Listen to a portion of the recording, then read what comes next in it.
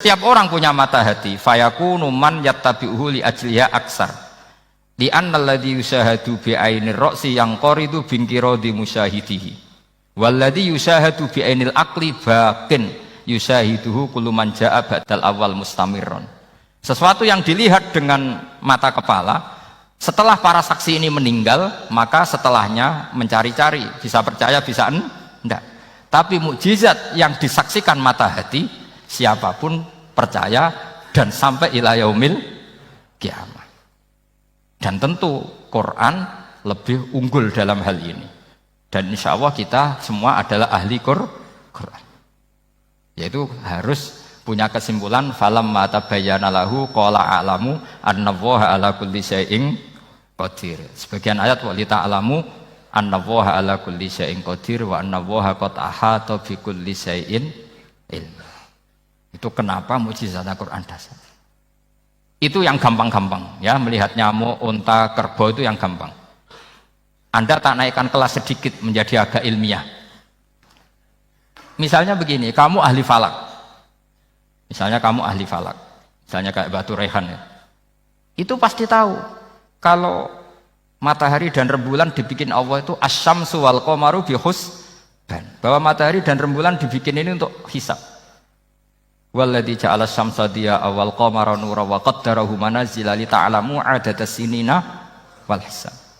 Sehingga ketika ternyata betul Samsiyah bisa dihitung menjadi tahun Samsiyah. Yang oleh bahasa milenial disebut Masihiyah. Sayyidina Umar agak tersinggung. Sebetulnya yang namanya hisab itu tidak ada hubungannya dengan Masehi dan Hijriyah, itu tidak ada. Semua berdasar matahari atau apa? Rembulan. Lah sialnya yang Samsiyah ini oleh bahasa internasional disebut apa? Masihiyah.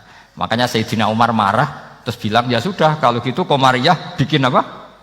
Hijriyah. Jadi itu sebenarnya nama politik. Sebetulnya kalau objektif yang jadi ukuran ya Samsiyah sama Qamariyah. Berhubung ini sudah diambil tetangga, partai sebelah, akhirnya ya kira-kira gitu. Jadi kira-kira seperti itu. Akhirnya kita namanya apa? Hijriyah. Apa Samsiyah sama apa? Hijriyah. Sebetulnya yang asli ya Samsiyah, Qamariyah. Tapi nggak apa-apa lah. Dunia itu mesti ada politiknya. Lah yang repot orang-orang fanatik hukum pakai bahasa nasional, itu repot. Jadi misalnya kematian Yesus Kristus, itu mesti Batu Rehan kan nggak percaya. Akhirnya ditambahi kematian Sibeh. Karena kalau bilang iya kan percaya, makanya ditambahi apa?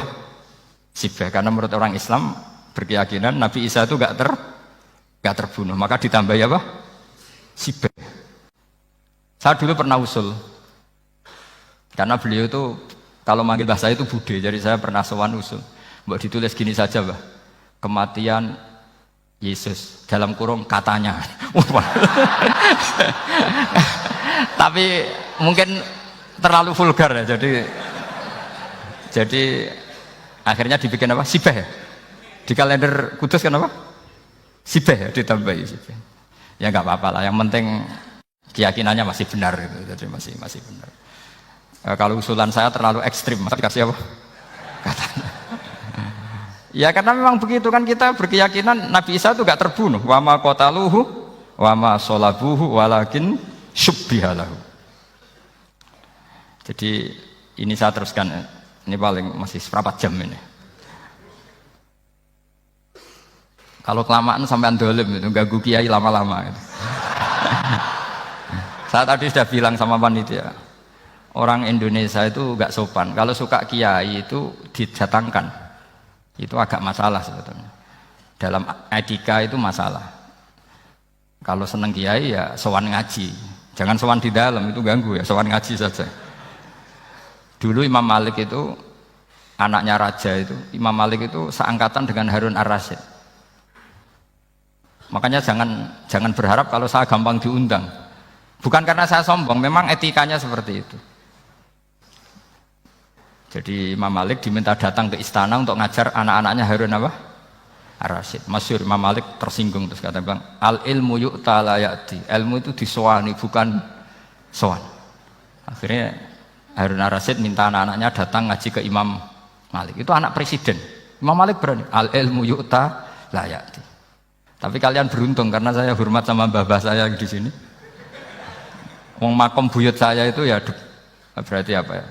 Selatannya makamnya Sayyid Ja'far Shadiq itu di situ kan ada makamnya Mbah Soleh, Mbah Maksum itu mbah-mbah saya. Nah, makanya dulu saya ngaji di sini lama di Damaran itu. Maksudnya lama itu ya mungkin setahun. Karena saya memang mulai kecil di Sarang, sampai sekarang saya masih ngajar di Sarang. Tapi dulu cukup ya, karena saya kesini sudah hafal Quran, jadi hanya setor setiap hari satu juz, jadi cepat lah. Saya tidak punya masalah ingatan, alhamdulillah, jadi cepat hafal.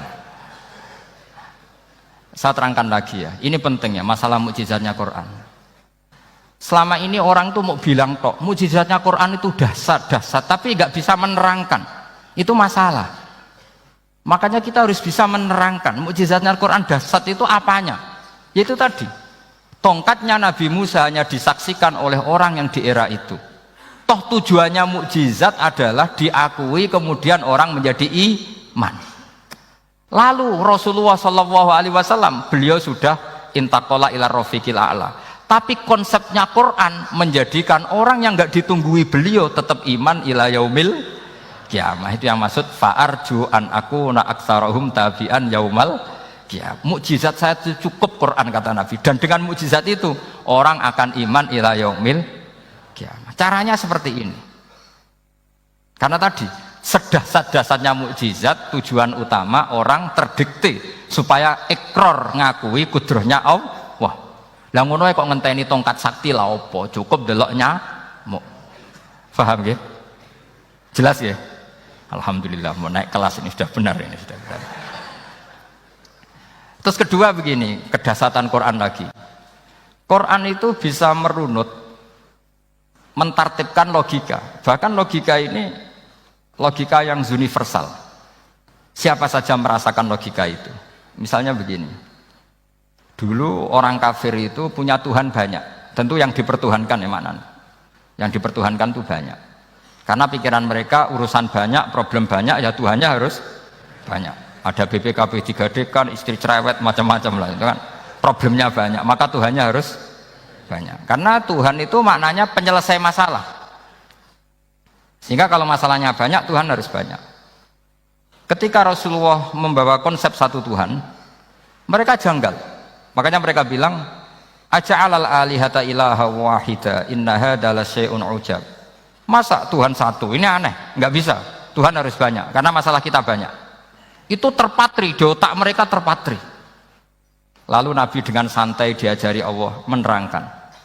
Andaikan kalian punya majikan banyak dan perintahnya beda-beda, kamu suka enggak? Ya enggak suka, mat, enggak enak. Punya majikan banyak itu udah enak. Milih mana majikan banyak sama satu? Satu aja, mat. Tuhan kamu adalah majikan kamu. Kalau banyak kamu bingung. Ya mat, satu aja mat. Itu segampang itu. Jadi menggiring, Tuhan itu kan bos kita, tuan kita. Kalau banyak berarti yang memerintah kita banyak, dan bisa konflik bos-bos kita ini karena berebut anak buah tadi. Akhirnya mereka, kalau kamu punya majikan banyak dan perintahnya beda-beda, semuanya minta dilayani, kamu pusing enggak? Ya pusing, mat. Minta yang mana? Majikan banyak sama satu? Satu saja, Muhammad. Ya Tuhan kamu adalah atasan kamu, maka harus satu. Mereka paham. Oke, mat, Tuhan satu. Itu yang dimaksud dorobawaw matalar rojulan fihi syuraka umutasyakisuna wa rojulan salamal lirojul hal yastawiyani masalah. Langsung alhamdulillah. Karena mereka yang paling bodoh pun paham, dengan logika itu paham. Kalau Tuhan banyak, perintahnya banyak, kita repot. Maka Allah bikin satu masalan, yaitu rojulan fihi syuraka umutasyakisuna wa rojulan salamal dirojul. Satu lelaki, satu bos, satu perintah. Kayak apa mudahnya Allah.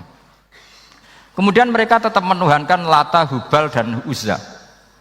Karena mereka dipertuhankan. Sebenarnya nggak pernah Tuhan, tapi dipertuhankan. Allah memberi contoh itu sederhana sekali. Wa daraballahu mathalar rajulaini ahaduhuma abkam la yaqdiru ala syai'in wa huwa kallun ala maulah aina ma yuwajjihu la ya'ti bi khair hal yastawi huwa may ya'muru bil adl. Kata Rasulullah, Lata itu menurut kamu apa? Ya Tuhan kami. Muhammad, Hubal ya Tuhan kami. Uzzah ya Tuhan kami.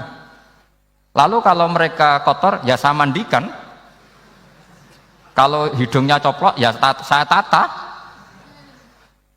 Terus kata Rasulullah begini, kamu mau nggak punya budak atau pembantu yang buta, tuli, bisu?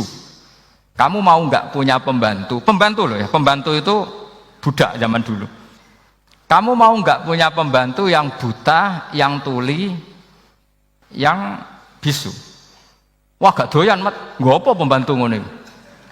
Lang pembantu saja kamu nggak mau yang gitu kok malah punya bos begitu. Orang yang tuli, yang bisu, yang kopok, jadi pembantu saja nggak layak kok malah jadi pangeran.